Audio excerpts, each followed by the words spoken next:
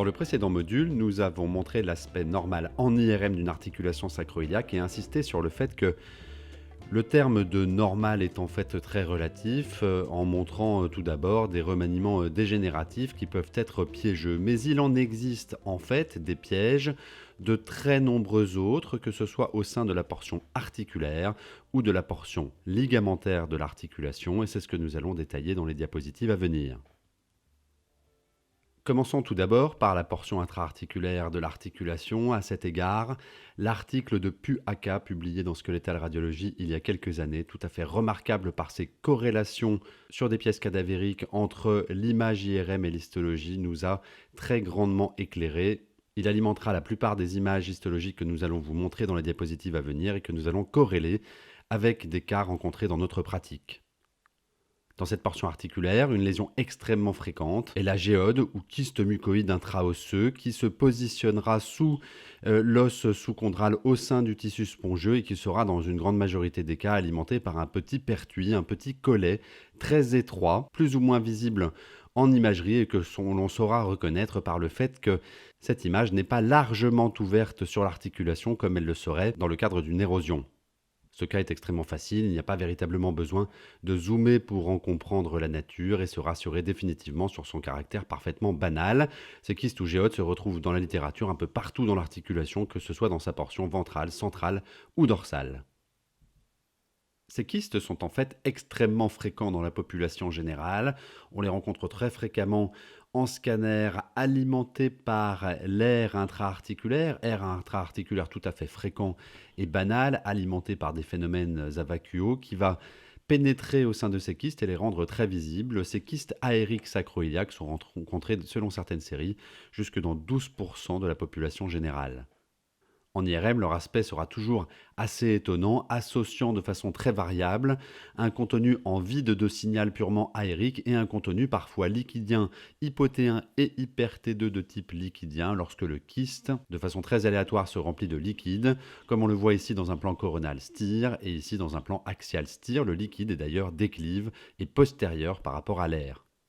La deuxième entité extrêmement fréquente, extrêmement classique et tout à fait piégeuse au sein de l'os sous-chondral d'une articulation, c'est le vaisseau intraosseux, vaisseau qui souvent pénètre au sein de l'os sous-chondral, typiquement par sa partie postérieure, dans ce que nous avons appelé la zone jonctionnelle postérieure entre l'articulation et la zone ligamentaire. Ces vaisseaux proviennent probablement de la portion ligamentaire et vont alimenter la portion articulaire antérieurement, ce qui fait que sur cette zone jonctionnelle, on pourra voir une image relativement nodulaire, qui d'ailleurs est à collet étroit et peu compatible avec une érosion qui, elle, serait très largement ouverte sur l'articulation. Mais ce qui frappe, c'est que quand on regarde des coupes consécutives, eh bien, on constate que cette image est bien tubulée. Il s'agit donc plus vraisemblablement d'un vaisseau que d'un kyste, même si ces deux entités peuvent assez logiquement être associées sur un point de pénétration au sein de l'os. Voici un second exemple extrêmement fréquent, extrêmement classique, extrêmement important à connaître. Voici l'image qui apparaît. On pourrait s'interroger, certains pourraient commencer à compter les nombres de coupes en fonction de la description de l'ASAS 2009. On voit bien sur 2 coupes, mais quand on regarde, ça n'est pas un œdème tout à fait banal, assis sur l'os et à base relativement large, pénétrant de façon un peu floue et diffuse l'os. C'est bien une image focalisée et même d'aspect tout à fait tubulé. Le diagnostic de vaisseau parfaitement banal doit être reconnu devant cette image qui doit ainsi être parfaitement banalisée. Dans le cas présent, nous avions par chance une corrélation qui nous montrait bien en scanner cette forme tubulée de l'image à la fois dans le plan axial et dans le plan coronal. La troisième entité à connaître, piégeuse et qui rend relativement caduque l'analyse par l'IRM de l'interligne articulaire, c'est qu'il existe un cartilage et un fibrocartilage parfois un peu épais, en particulier sur le versant sacré, qui naturellement aura un signal relativement élevé. Il existe aussi, comme dans toute articulation, parce qu'il faut bien que ça glisse, un peu de liquide, et ce liquide pourra se voir dans l'interligne en particulier, ici de façon un petit peu asymétrique avec le côté contralatéral. Ces anomalies de signal linéaires au sein d'un interligne articulaire n'ont pas de valeur, elles s'expliquent bien soit par le cartilage, soit par du liquide. Il ne faudra donc pas parler à tort d'épanchement ou de synovite. Et dans le cas présent, nous avions un peu plus haut une petite image nodulaire, à collet étroit, qui n'est pas largement ouverte sur l'articulation et qui représentait un banal kyste sous-chondral.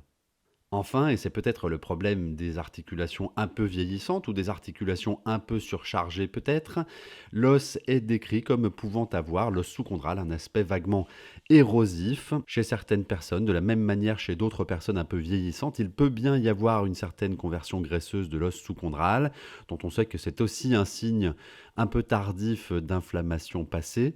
Puaca l'a montré dans sa série, voilà un sujet parfaitement normal et sans antécédent de spondylarthrite. Il y existait une association d'un aspect naturellement un peu érosif de l'os avec association de petites images plus ou moins focales et kystiques ou parfois un peu tubulées et qui pourraient représenter des vaisseaux. Mais peu importe, cet aspect un peu piégeux ne doit pas nous induire en erreur.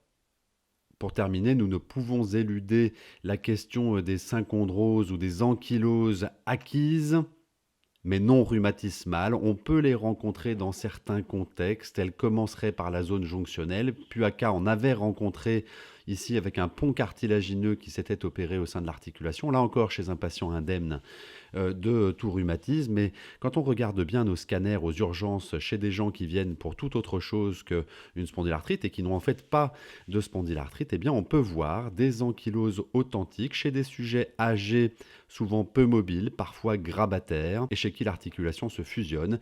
Mais il faut savoir que des ankyloses parfaitement idiopathiques sont également décrites de façon très rare, moins d'1% de la population, en particulier chez des hommes de la quarantaine, avec rachis relativement rectiligne de profil, peu d'hyperlordose, peu de mobilité naturelle au sein de leur articulation sacro-iliaque, menant à une fusion progressive et tout à fait banale.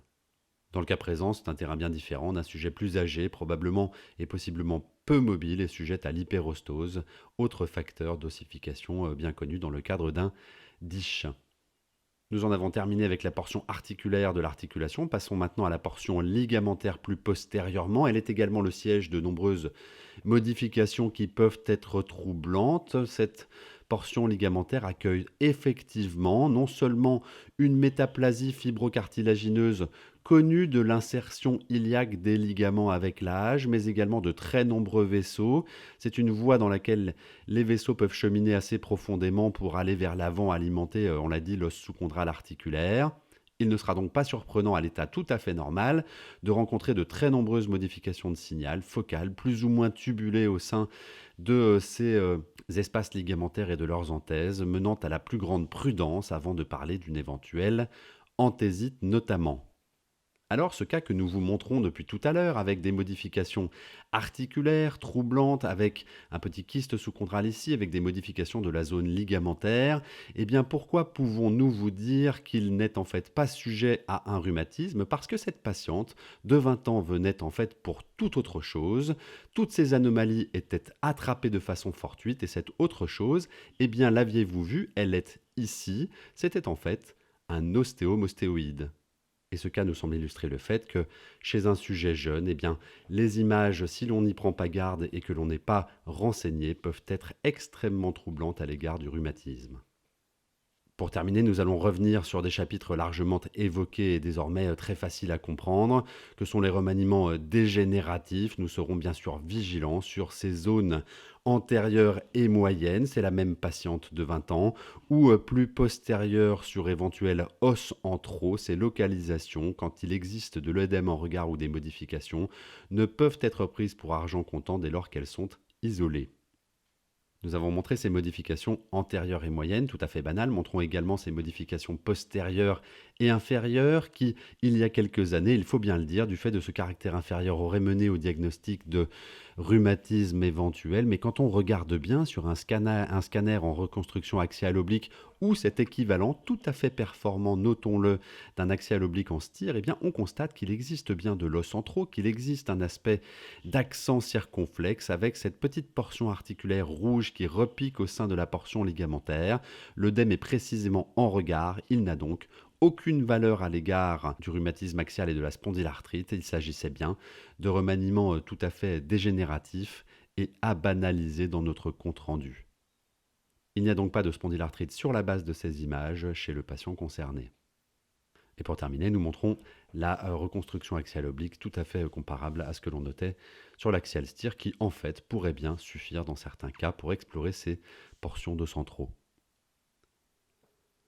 Au total, le premier point fort à retenir de ce module est que de nombreux pièges d'origine anatomique ou dégénérative peuvent bien mimer une sacroïlite par les modifications œdémateuses ou inflammatoires supposées qu'elles génèrent. Le second point fort à retenir est que ceci explique vraisemblablement, au moins en partie, la faible spécificité de l'IRM à l'égard des critères ASAS 2009 et en particulier de l'ostéite sous-chondrale. Le troisième point fort à retenir est que ceci souligne l'intérêt de bien connaître toutes ces variantes anatomiques au sein de la portion articulaire ou ligamentaire, mais souligne également, nous le verrons dans les prochains modules, la place grandissante dans la littérature des anomalies structurales en association avec la recherche de l'œdème dans le diagnostic de la spondylarthrite. Dans le prochain module, nous parlerons maintenant de l'historique, des enjeux, mais également des limites des recommandations actuellement disponibles à l'égard de la spondylarthrite sur une IRM sacro-iliaque. Je vous remercie de votre attention.